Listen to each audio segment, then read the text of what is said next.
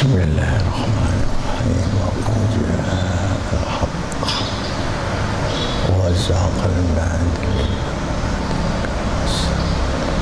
La yatakallamu illa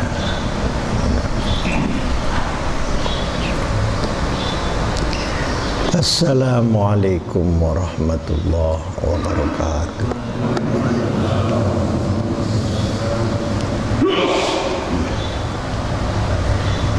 Bismillahirrahmanirrahim. Alhamdulillahi rabbil alamin. Wa bihi nasta'inu ala umurid dunya waddin. Wassalatu wassalamu ala asyrafil mursalin Sayyidina wa maulana wa syafi'ina wa uswatina wa habibina wa qurrati a'yunina Muhammadin sallallahu alaihi wasallam wa ala alihi wa sahbihi ila yaumil qiyamah. Subhanaka la ilma lana illa ma 'allamtana innaka antal alimul hakim. Rabbana atina min ladunka rahmah wa hayyi' lana min amrina rasyada. Para jamaah, alhamdulillah, mulai sekarang habis subuh saya akan menyampaikan pengajian. Tidak mengikuti salah satu kitab tertentu, tetapi kita ambil petikan-petikan dari berbagai macam masalah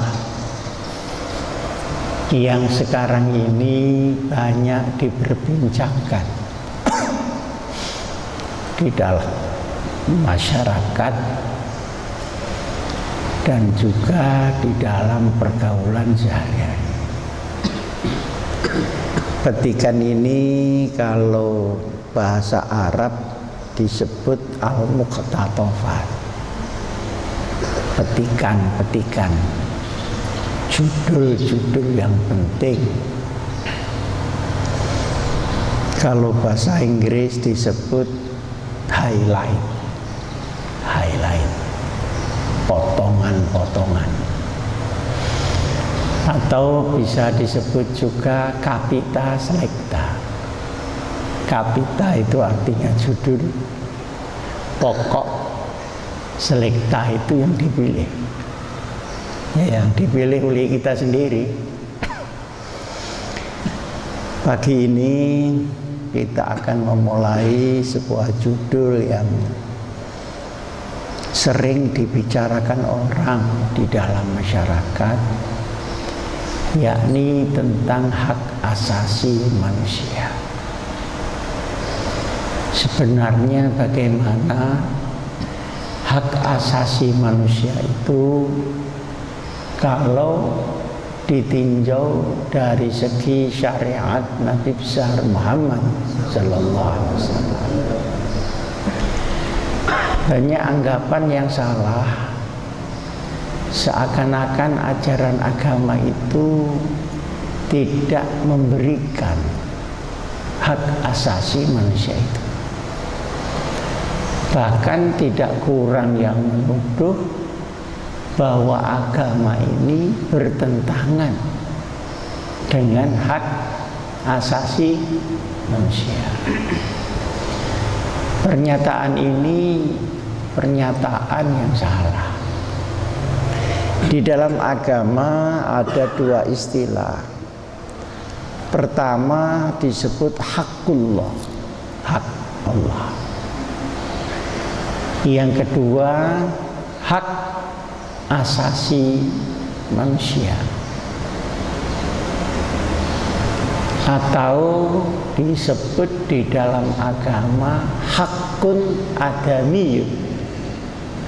Hak di sini hak adami artinya manusia. Hak Allah itu mutlak, tidak bisa diatur. Karena di dalam Al-Quran disebutkan innallaha yaf'alu ma yasha. Tuhan berbuat atau melakukan sesuatu apapun yang dikehendaki.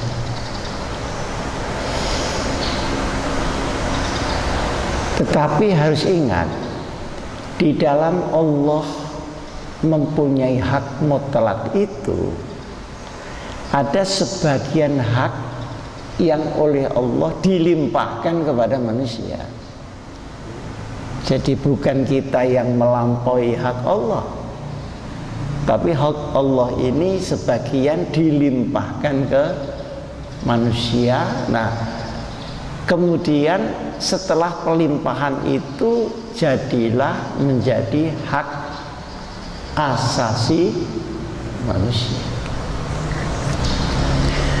Hak Allah misalnya tentang tauhid, mengesahkan Allah, itu kita wajib. Seandainya kita tidak mengesahkan Allah pun, Allah itu esa. Seandainya kita tidak mengatakan bahwa Allah itu ada, itu tetap ada. Ibadah disebut ibadah mahdhah. Ibadah mahdhah itu adalah ibadah khusus yang menyangkut hubungan antara manusia dengan Allah. Di dalam penyembahannya itu ditentukan oleh Allah.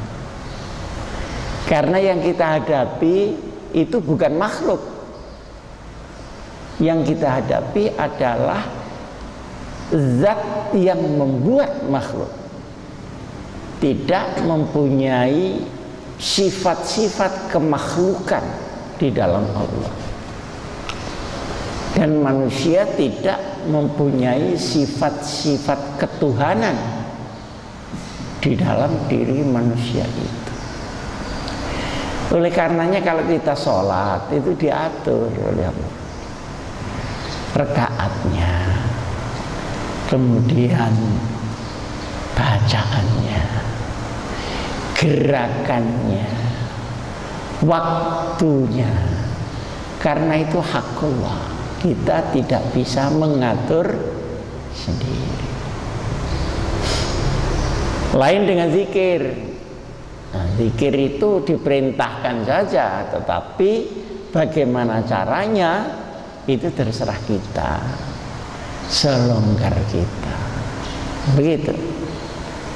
Nah, oleh karenanya ada sebutan di dalam agama itu hablum minallah dan hablun minannas. Hablun di sini artinya tata hubungan. Jadi bukan hablun artinya tali seperti kabel begitu, enggak. Hablun di sini artinya tatanan hubungan kita dengan Allah. Kalau hablum minannas, dia tatanan hubungan sesama manusia. Para jamaah sekalian yang saya hormati, Islam disebut sebagai agama yang rahmatan lil alamin. Artinya agama Islam ini rahmat bagi seluruh alam,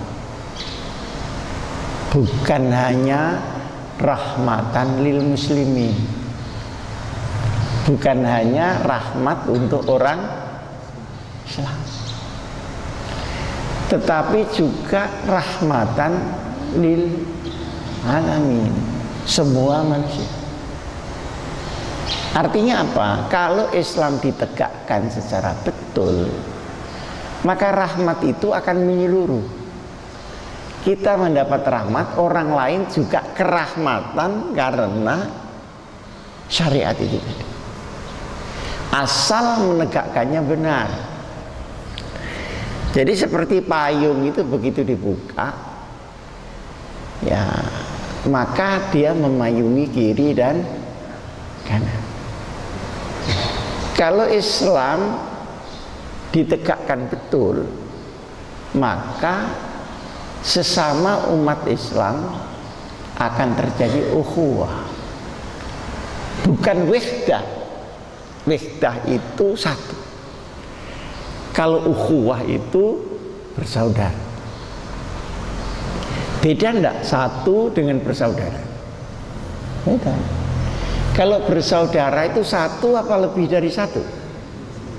Nah, lebih dari satu. Berarti di dalam Islam sendiri tentu ada perbedaan antara saudara yang satu dan saudara yang lain. Jadi tidak persis sama begitu. Jadi seandainya di seluruh dunia itu Islam semua, maka tetap ada perbedaan.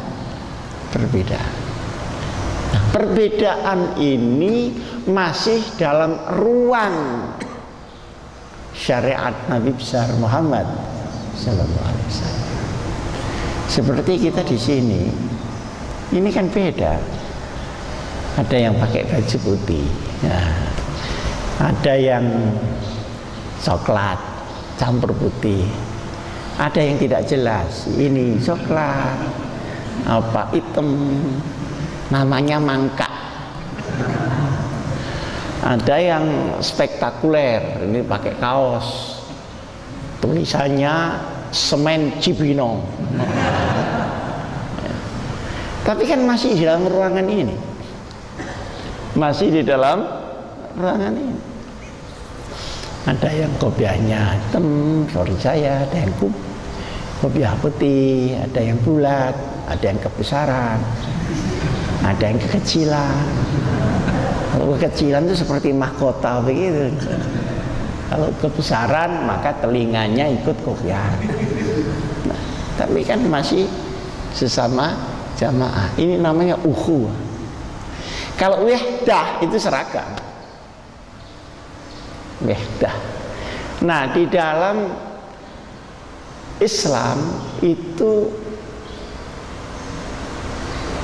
nggak mungkin seragam. Kenapa? Karena sudah menjadi kodrat Allah, orang itu bermacam-macam di dunia ini dan harus Islam semua. Kalau dia ingin dinul haq liyuzhirahu 'ala dini kulli. Nah, pakaiannya tidak sama.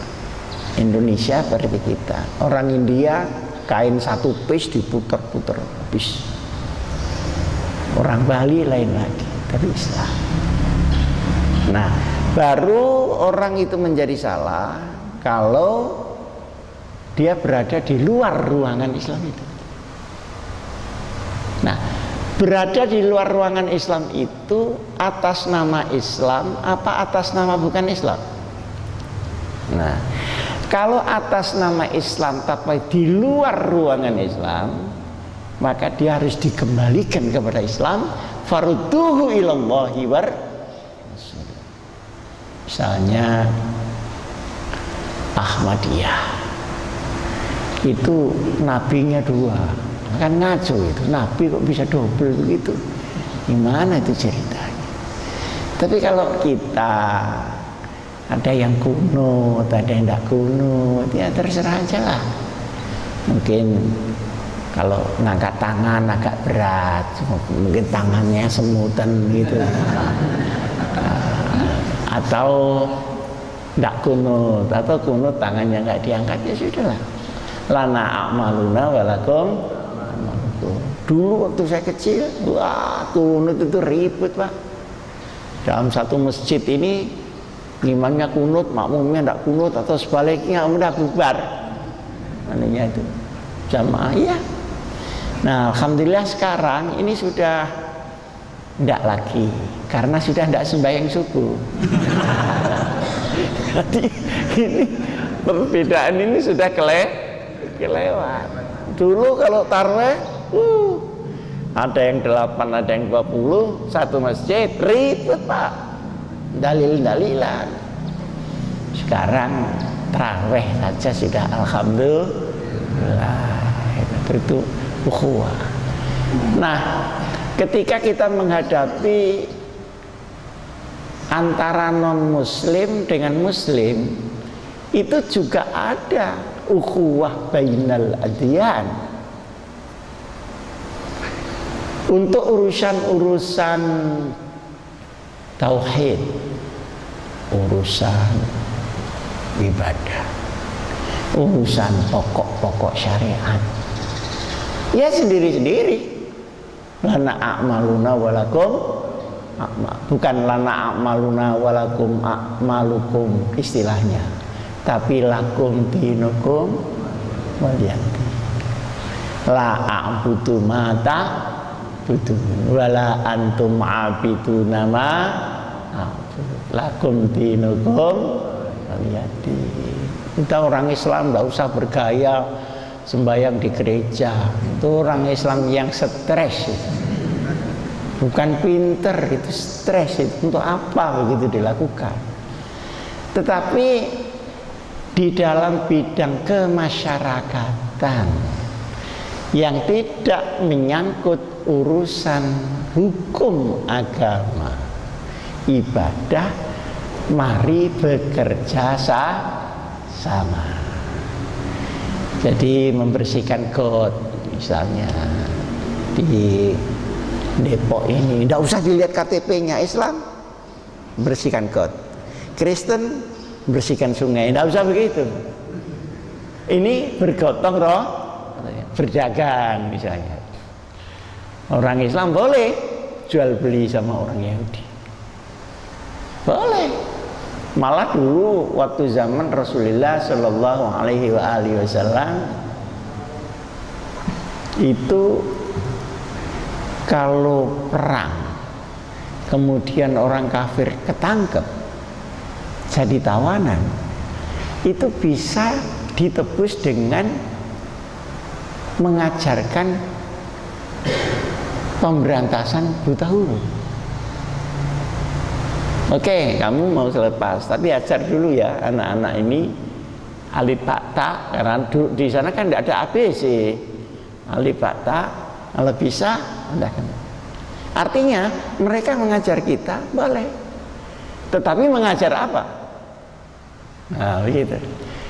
Ada tasamuh, toleransi, tapi juga ada i'tidal. I'tidal itu eksistensi kita. Ngerti tidak eksistensi? Tidak ngerti tidak apa-apa. Ini apalagi orang yang sudah umur seperti saya 70 tahun lebih itu sudah tidak ngerti. Dikiranya tanya dia rumahnya eksistensi itu mana? Artinya eksistensi itu ya eksistensi lah. Gimana itu? Kepribadian daripada Islam sendiri. Tidak boleh luntur. Tapi dalam hubungan pergaulan monggo pada batas-batas. Nah, lalu dengan budaya, nah ya, dengan budaya itu boleh dipakai asal tidak tabrakan. Kalau tabrakan bisa enggak dimodel supaya enggak tabrakan, nah gitu. Nah kalau sudah enggak bisa, memang itu merusak, maka dianggap mungkarot, di situ harus dipotong. Nah, jadi sebenarnya ada tata cara bagaimana menghadapi sesama muslim, menghadapi non muslim, dan menghadapi seluruh tingkah laku sekalipun tidak ada di dalam Al-Quran dan hadis, tapi tidak bertentangan. Nah, di sini Di dalam masyarakat kita terjadi dua perbedaan. Ada yang mengatakan sesuatu yang tidak ada di Quran dan hadis itu dengan sendirinya otomatis haram. Ada otomatis, ngerti enggak? Jam otomatis itu dengan sendirinya haram. Quran tidak ada, hadis tidak ada. Satu. Ini pendapat yang banyak dikemukakan oleh Muhammad bin Abdul Wahhab yang ada di Saudi Arabia itu. Pokoknya nggak ada dalilnya, haram lah. Gitu. Nah, lain halnya dengan Imam Abu Abdullah Muhammad bin Idris Asy-Syafi'i radhiyallahu anhu, yang ilmu fikihnya kita pakai sekarang. Kalau ada sesuatu yang didiamkan oleh Quran dan didiamkan oleh hadis, berarti ada apa enggak ada yang didiamkan itu? Ada apa enggak kalau didiamkan itu? Tidak ada. Kalau didiamkan itu kebebasan kamu untuk mengatur daerah yang didiamkan itu. Nah, tetapi penggunaan diemnya itu, kebebasan itu tidak boleh nabrak syariat Rasulullah sallallahu alaihi wasallam. Mestinya seperti Quran kan tidak menyebut model pakaian kita, hanya menyebut aurat kita yang harus ditutup. Ya kan? Oh, kalau begitu kainnya boleh seenak kita lah. Kainnya tidak mesti kain ihram dari Saudi Arabia. Itu kan kita jubahan semua nanti. Ya pokoknya ditutup aurat, tidak selesai. Tutupnya apa? Nah, ini didiamkan. Misalnya tentang pelaksanaan agama biasa dilaksanakan bagaimana, tempatnya, caranya, dan sebagainya, pilih sendiri. Jadi ada di dalam Imam Syafi'i itu ada istilah adamud dalil laisa bidalil. Nah, ini agak tinggi nih. Ini kalau mengerti luar biasa. Kalau tidak mengerti ya biasa aja. Sesuatu yang tidak ada dalilnya itu jangan dianggap tidak ada, itu adalah sebuah dalil. Sebuah dalil tentang larangan karena tidak ada. Nah, kalau budaya itu bertentangan, itu dilihat ini bisa diperbaiki tidak? Menurut Imam Syafi'i, kalau bisa ya kita perbaiki, kemudian kita pakai. Seperti Islam itu kan menghormati leluhur, tapi menghormatinya kan dengan mendoakan, dengan membaca Al-Fatihah, Allahumma firlahu warhamhu wa'afihi wa'afan. Orang Hindu juga menghormati. Caranya kuburannya dikasih lampu supaya teranglah jalannya di kuburan. Kenapa kok tidak sekalian dikasih merkuri supaya lebih terang? Dia tidak bisa membedakan alam dunia dengan alam kubur. Lalu makanan letak di situ, kan gitu. Akhirnya dirubung semut.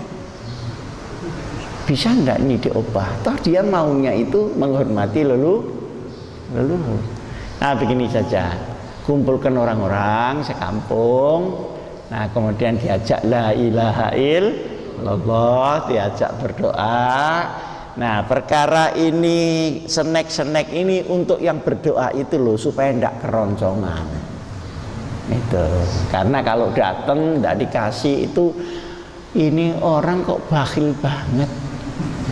ngundang orang kampung ada apa-apanya.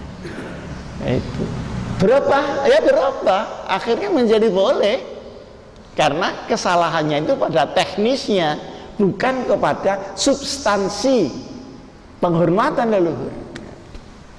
Nah, misalnya begitu. Tapi kalau budaya itu sudah tidak bisa diperbaiki, memang rusak, ya jangan dipakai. Itu mungkarot, itu khurafat, itu bid'ah dan sebagainya dan sebagainya. Di Lombok itu ada suku namanya suku Sasak. Suku Sasak ini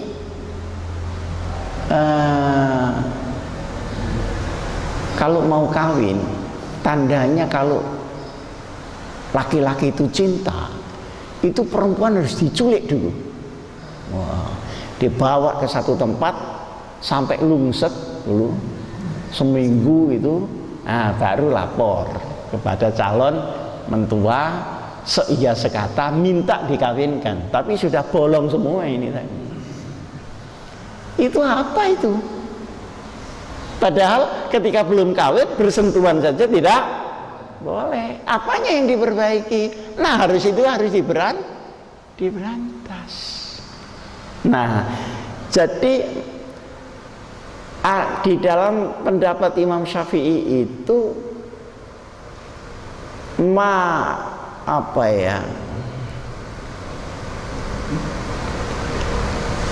sesuatu yang di dalam Quran dan hadis mutlaqon wala dhabitu lahu wala fil lughah yurja'u ilal urf, dikembalikan kepada sistem budaya.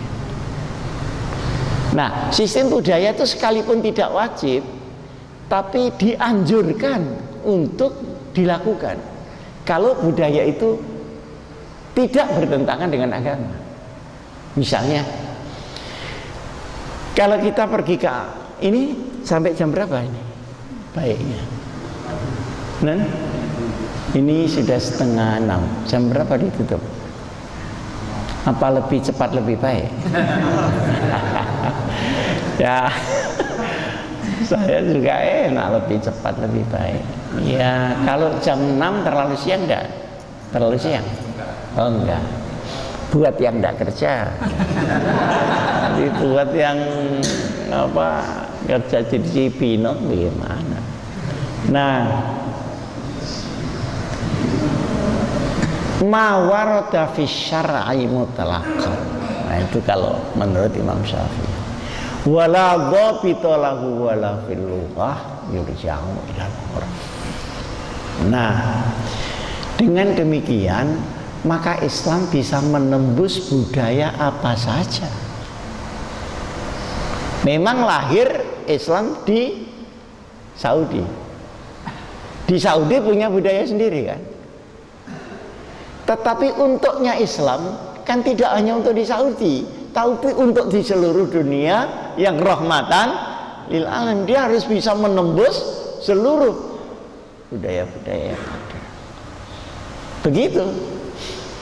Nah, kadang-kadang orang itu terlalu keras, terutama pendapat yang dari Saudi. Dulu Rasulullah kan hidup di sini, lahir di sini, berjuang di sini, kemudian wafat juga di sini. Kalau itu tidak ada budaya di sini, berarti tidak ada budaya di Rasulullah. Karena tidak ada, maka semua dianggap penyelewengan agama. Nah, kadang-kadang yang keras begitu ada, sehingga nanti kita mulutan haram, nah, gitu. Karena di Saudi tidak ada mulutan. Karena di Saudi itu bukan mulutan saja, tidak ada kumpul-kumpul orang itu tidak boleh, Pak.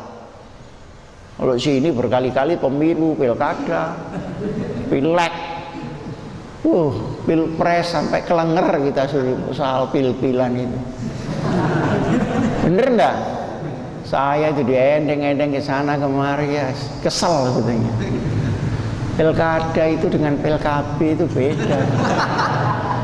Kalau pilkada itu kalau lu jadi lupa. Kalau PLKP itu kalau lupa jadi. Ini sebentar lagi pileg, ruwet lagi. Tapi saya karena saya ya termasuk milik orang banyak. Mana yang minta didoakan ya didoakan, gitu aja. Yang nggak minta ya nggak usah didoakan. Untuk apa nggak minta? Para bapak sekalian, jamaah yang saya muliakan. Nah,